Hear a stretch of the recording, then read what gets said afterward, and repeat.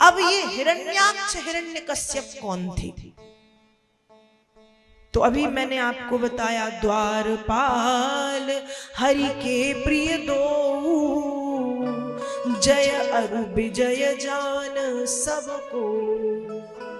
कौन थे ये जो हिरण्याक्ष और हिरण्यकश्यप थे, ये भगवान विष्णु के द्वारपाल हरि के प्रिय दो। ये दोनों भगवान विष्णु के प्रिय द्वारपाल थे। एक का नाम था जय और दूसरे का नाम था विजय। ये द्वारपाल थे, भगवान के द्वार पर खड़े रहते थे। एक बार की बात है, भगवान से मिलने के लिए सनकादिक ऋषि पहुंचे। अब सनकादिक ऋषि, उम्र तो उनकी करोड़ों वर्षों की है, लेकिन दिखते हैं 5 वर्ष के छोटे से बालक की तरह। भजन का ये प्रताप है, प्रभाव है, बड़े सुंदर से दिखते हैं। तो ये जब दर्शन करने पहुंचे, द्वारपाल खड़े थे जय और विजय। अब इनको लगा कि ये कोई बच्चे हैं जो खेलते खेलते यहाँ चले आए। और दूसरी बात, भगवान के द्वारपाल होने पर बड़ा घमंड भी था, अहंकार भी आ गया था। तो जय और विजय दोनों ने सनत कुमार आदि ऋषियों के पेट में लकड़ी चुभाई और कहा कि अरे बच्चों, यहां क्या कर रहे हो? चलो भागो यहां से, ये तुम्हारे खेलने की जगह नहीं है, ये श्री हरि का धाम है, चलो जाओ।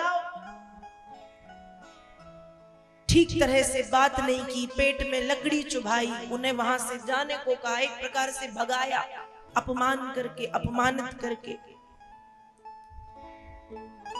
सनत कुमार आदि ऋषियों को यह उनका जो कृत्य था ये ठीक नहीं लगा कि तुमने जो किया है, यदि कोई साधारण व्यक्ति करता तो एक बार हम भूल भी जाते, लेकिन तुम कौन हो? श्री हरि के द्वारपाल। कौन हो? श्री हरि के द्वारपाल।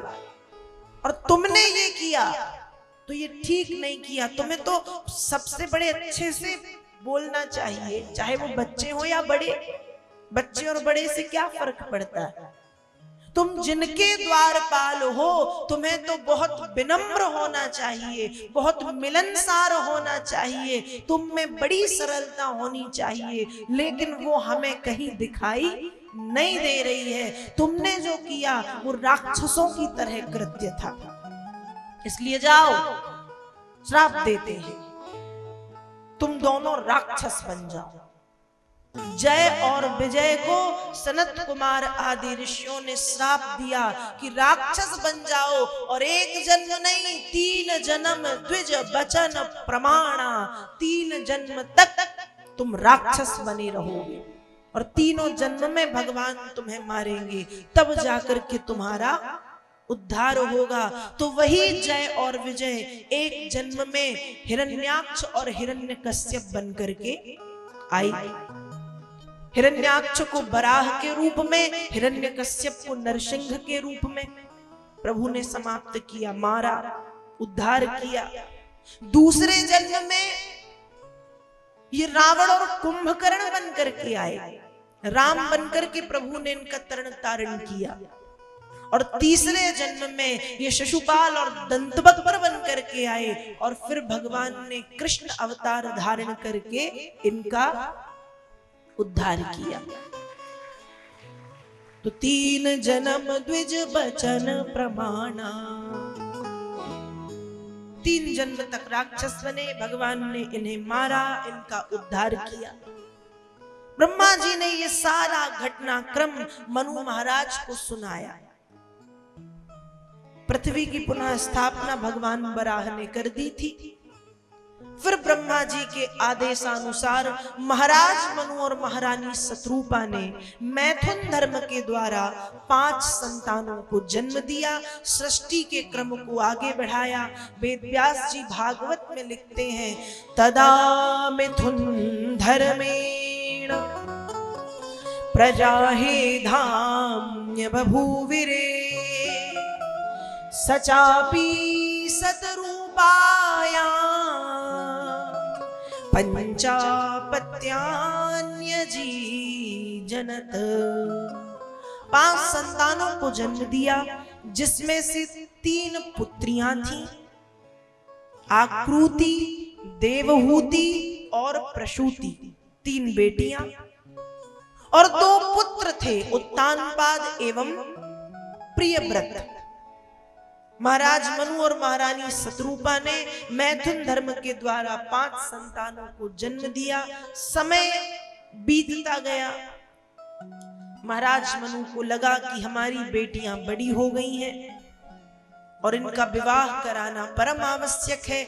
इसलिए महाराज मनु ने आकृति का विवाह प्रजापति रुचि के साथ, प्रसूति का विवाह प्रजापति दक्ष के साथ कराया। और अब बची है देवहूति। तो देवहूति, जिनका जैसा नाम है देवहूति, जिसके आहुति देने पर, जिसके बुलाने पर देवताओं को भी आना पड़े, वो देवहूति।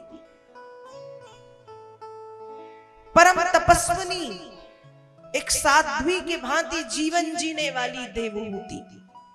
कर्दम ऋषि को अब तक देवहूति, मनु महाराज को अब तक देवहूति के योग्य कोई वर नहीं मिला।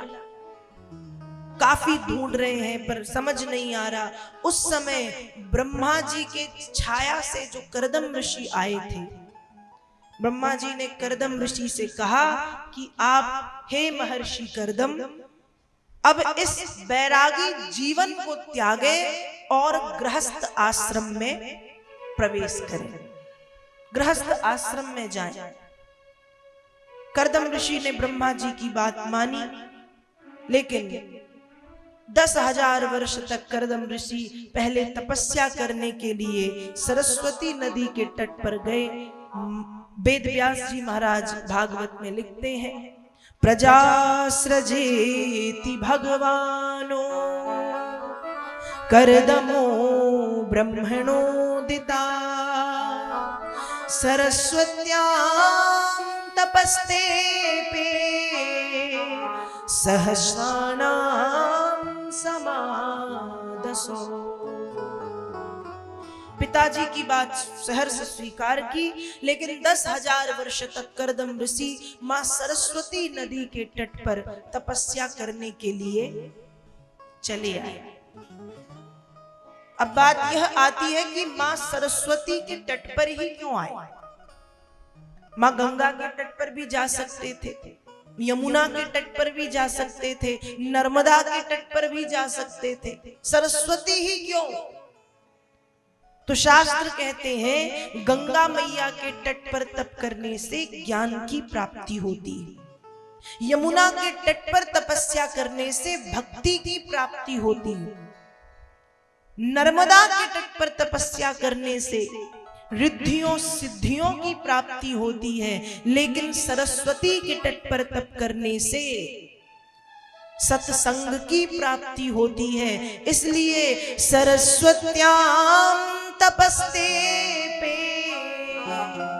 मां सरस्वती के तट पर गए। सहस्राणां समादसो, 10,000 वर्ष तक तप किया।